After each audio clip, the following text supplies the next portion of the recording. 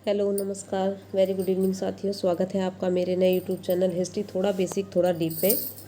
अपनी पिछले वीडियो में हमने प्रागैतिहासिक काल के बारे में पढ़ा था, जिसमें हमने कुछ महत्वपूर्ण प्रश्नों को भी देखा था। लेकिन अब हम उससे संबंधित सभी महत्वपूर्ण प्रश्नों को लेकर एक टॉपिक यहाँ लेकर आए हैं, जिसमें हम बेसिक से लेकर डीप सभी प्रश्नों को डिस्कस करेंगे, जो हमारे एग्ज़ाम के लिए बहुत ज़्यादा इम्पोर्टेंट है। तो हम शुरुआत करते हैं महत्वपूर्ण प्रश्न संग्रह की, जिसमें हमारा पहला प्रश्न है, इतिहास के जनक या पिता किसे कहा जाता है? इतिहास के जनक या पिता हेरोडोटस को कहा जाता है। हिस्ट्री शब्द का सर्वप्रथम प्रयोग किया हेरोडोटस ने। हिस्ट्री शब्द का सर्वप्रथम प्रयोग किसने किया था? हेरोडोटस ने। इतिहास शब्द का सर्वप्रथम उल्लेख हुआ है अथर्ववेद में। इतिहास शब्द का सर्वप्रथम उल्लेख कहाँ हुआ है? अथर्ववेद में। E.H. कार की पुस्तक का क्या नाम है? E.H. कार की पुस्तक का नाम है इतिहास क्या है? What is history. किसकी पुस्तक है? E.H. कार की। भारत के प्रथम इतिहासकार की संज्ञा किसको दी गई है? तो भारत के प्रथम इतिहासकार कल्हड़ हैं। भारत के प्रथम इतिहासकार कौन है? कल्हड़। कौटिल्य की पुस्तक का क्या नाम है? कौटिल्य की पुस्तक का नाम है अर्थशास्त्र। कौटिल्य की पुस्तक का नाम है अर्थशास्त्र। पुरापाषाण काल को कितने भागों में बांटा गया है? तो पुरापाषाण काल को 3 प्रमुख भागों में बांटा गया है। निम्न पुरापाषाण काल, मध्य पुरापाषाण काल और उच्च पुरापाषाण काल। सिंधु सरस्वती सभ्यता या सिंधु घाटी की सभ्यता को किस काल के अंतर्गत रखा जाता है? तो इसे आद्य ऐतिहासिक काल के अंतर्गत रखा जाता है। बहुत इंपॉर्टेंट है, नोट कीजिएगा। पाषाण काल को पुरापाषाण काल और नवपाषाण काल के रूप में किसने वर्गीकृत किया था? तो ये वर्गीकरण आपका जॉन लुबाक ने दिया था। जॉन लुबाक ने 2 प्रकार बताए थे, पुरापाषाण काल और नवपाषाण काल। फिर हम बात करते हैं, पहला पाषाणकालीन औजार या पहला हैंडेक्स किसने खोजा था? तो ये 1863 ईस्वी में मद्रास के पल्लवरम में खोजा था रॉबर्ट ब्रूसफुट ने। यह स्क्रीन के बाहर चला गया, सॉरी। रॉबर्ट ब्रूसफुट ने खोजा था। ठीक हो गया। फिर हम बात करते हैं, चॉपर चॉपिंग संस्कृति की विशेषता क्या है? चॉपर चॉपिंग जो संस्कृति है उसकी मुख्य विशेषता आपकी किस काल की है? सॉरी, तो निम्न पुरापाषाण काल की विशेषता है। यानी चॉपर चॉपिंग संस्कृति किस काल की प्रमुख विशेषता है? तो ये आपकी निम्न पुरापाषाण काल की विशेषता है। माइक्रोलीथ उपकरण बनाए गए थे मध्य पाषाण काल में। माइक्रोलीथ उपकरण आपके कब बनाए गए थे? मध्य पाषाण काल में, यानी कि छोटे पत्थरों के औजार।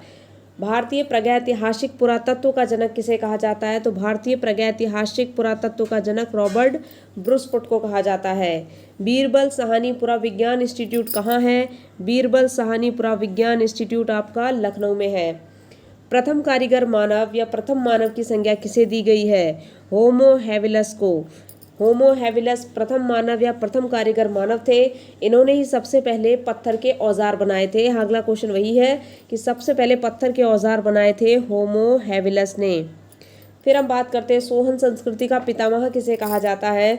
तो सोहन संस्कृति क्या है? चॉपर चॉपिंग संस्कृति आपकी सोहन घाटी क्षेत्र में थी, जो सोहन घाटी आपकी पाकिस्तान में पड़ती है, तो वहाँ पर प्रचलित थी, और इसलिए उसको सोहन संस्कृति के नाम से भी जाना जाता है। और सोहन संस्कृति जो शब्द है ये आपका दिया था D.N. वाडिया ने, अतः इनको सोहन संस्कृति का पितामह कहा जाता है। निम्न पुरापाषाण काल के उपकरण बनाए जाते थे क्वार्टजाइट पत्थर से। निम्न पुरापाषाण काल के उपकरण किससे बनाए जाते थे? क्वार्टजाइट पत्थर से। फलक संस्कृति किस काल की विशेषता है? तो मैंने आपको बताया था कि फलक संस्कृति मध्य पुरापाषाण काल की प्रमुख विशेषता है। पशुपालन के प्राचीनतम साक्ष्य कहाँ से प्राप्त होते हैं? ये बहुत इंपॉर्टेंट है, यानी कि VVI क्वेश्चन है, नोट कीजिएगा। जो पशुपालन के प्राचीनतम साक्ष्य हैं वो आपके आदमगढ़ मध्य प्रदेश का क्षेत्र और बागौर राजस्थान का क्षेत्र है, यहाँ से प्राप्त होते हैं। उसके बाद है, कृषि का प्राचीनतम साक्ष्य कहाँ से मिला है? तो ये मेहरगढ़ से मिला है। कृषि के प्राचीनतम साक्ष्य कहाँ से प्राप्त होते हैं? मेहरगढ़ से। ये साक्ष्य आपके 7000 ईसा पूर्व के हैं, ये भी याद रखिएगा। चावल के प्राचीनतम साक्ष्य कहाँ से प्राप्त होते हैं? तो ये कोल्डिहवा इलाहाबाद का क्षेत्र है, यहाँ से आपको चावल के प्राचीनतम साक्ष्य प्राप्त होते हैं।